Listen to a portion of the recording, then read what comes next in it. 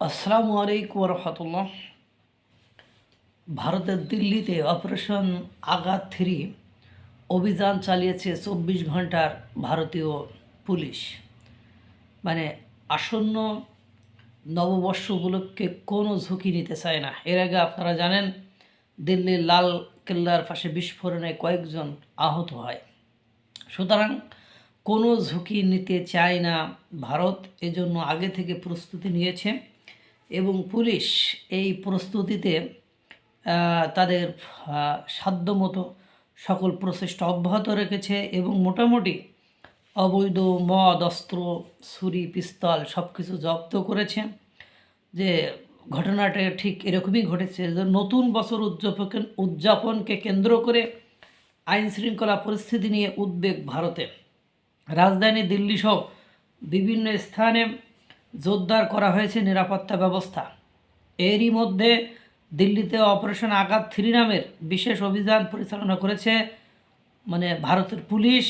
24 ঘন্টায় প্রায় 3000 মানুষকে জিজ্ঞাসাবাদ আর 6 শতাধিক সন্দেহভাজনকে আটক করেছে।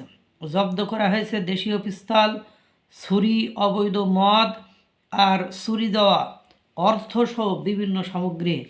অনেকের নামে মামলা করেছে পুলিশ। 24টি দেশীয় পিস্তল ও 44টি দেশীয় ছুরি জব্দ করেছে।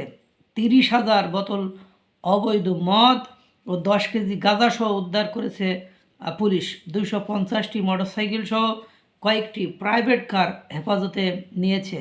এছাড়াও পর্যটন কেন্দ্রগুলোতে পর্যাপ্ত নিরাপত্তা অভিযান চালিয়েছে এবং একেবারে কড়া নজরদারিতে রেখেছে দিল্লি সহ ভারতের পুলিশ, যাতে করে আপনারা জানেন এই মুহূর্তে ভারত হালকা একটু চাপের ভেতরে আছে। কারণ ভারত, চীন এবং পাকিস্তান এরা সম্মিলিতভাবে ভারতকে একটু চীন, পাকিস্তান এবং বাংলাদেশ ভারতকে একটু চাপে রাখার চেষ্টা করেছে। কেউ 7 সিস্টার্স, কেউ অরুণাচল এবং কেউ সীমান্তে একেবারে এক ঝামেলা করার প্রাণান্ত চেষ্টা করে যাচ্ছে। কিন্তু ভারত দিল্লির যেমন বিস্ফোরণ ঘটিয়েছে সেই ধরনের সুযোগ আর কাউকে দিতে চায় না। এই জন্য আগে থেকে পর্যাপ্ত প্রস্তুতি নিয়ে ফেলেছে এবং অভিযান চালিয়ে পিস্তল সহ, ছুরি সহ, গাঁজা সহ, মদ সহ মোটামুটি সব কিছু জব্দ করে ফেলেছে পুলিশ। খুব সুন্দর স্বাচ্ছন্দ্যে চিত্তে সুন্দরবনে খুশি যে তাদের প্রস্তুতি অভিযান অনেকটাই সফল হয়েছে। আল্লাহ তাআলা সকলকে ভালো রাখুক, সুস্থ রাখুক। আসসালামু আলাইকুম ওয়া রাহমাতুল্লাহ।